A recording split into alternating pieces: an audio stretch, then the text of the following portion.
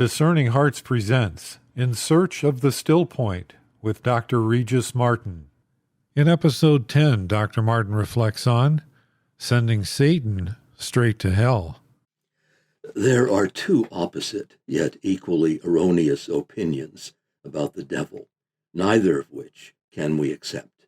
Not because they do us no good, but because were we to organize our lives around them, the choices that follow would very likely lead us to hell, however roundabout the road, a place where the torments of the evil one are everlasting. Unlike unpaid library fines, there is no statute of limitations on time spent in hell. The first mistake people make is the most obvious, which is to flat out deny that he exists. Or if he does, he hardly presents a serious threat to anyone. This, of course, is hugely pleasing to the old guy, for once you've swallowed that lie, all the rest go down easily enough. We're talking about Lucifer, after all, the father of lies, the exercise of whose angelic cunning is determined on the destruction of everything God made, especially ourselves, against whom there is no limit to the deceit he is prepared to practice. Persuading us that he does not exist is no small victory for the Prince of Darkness. The opposite view is to take a morbid and obsessive interest in the devil, regarding him as somehow the equal of God.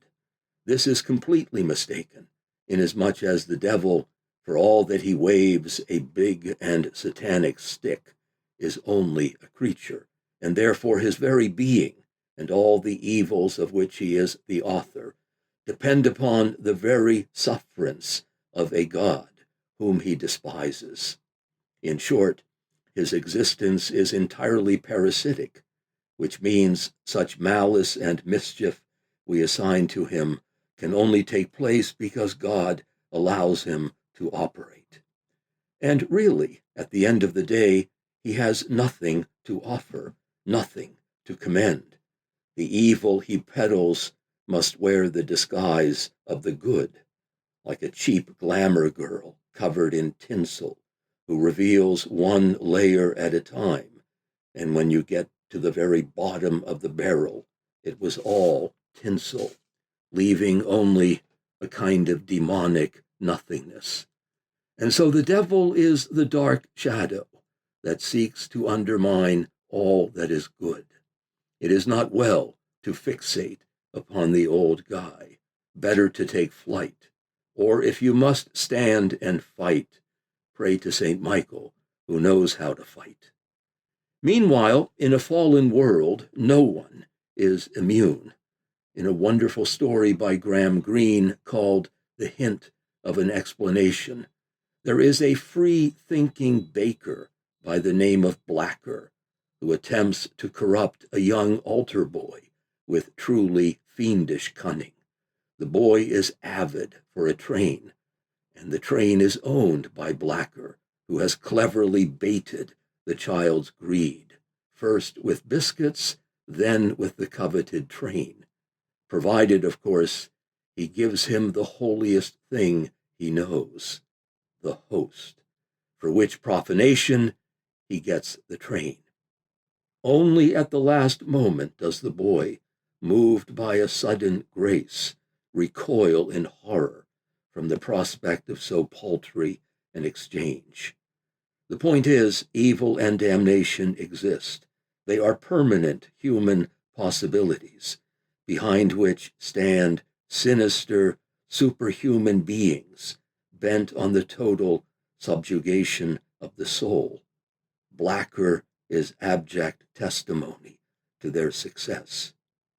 How often it is that youth, innocence, serves to inflame the power of darkness, the thing, Greene calls it, behind the mere human instrument intent on our ruin. In a haunting poem called Germinal, the author A.E. writes how, in ancient shadows and twilights, where childhood had strayed, the world's great sorrows were born, and its heroes were made. In the lost boyhood of Judas, Christ was betrayed. Thank you for listening. This is Regis Martin in search of the still point. You've been listening to Dr. Regis Martin in Search of the Still Point. For more episodes in this series, visit discerninghearts.com, or you can find it in our free Discerning Hearts app or on many other streaming platforms. Discerning Hearts is a 501c3 nonprofit Catholic apostolate dedicated to evangelization and spiritual formation through the use of new media.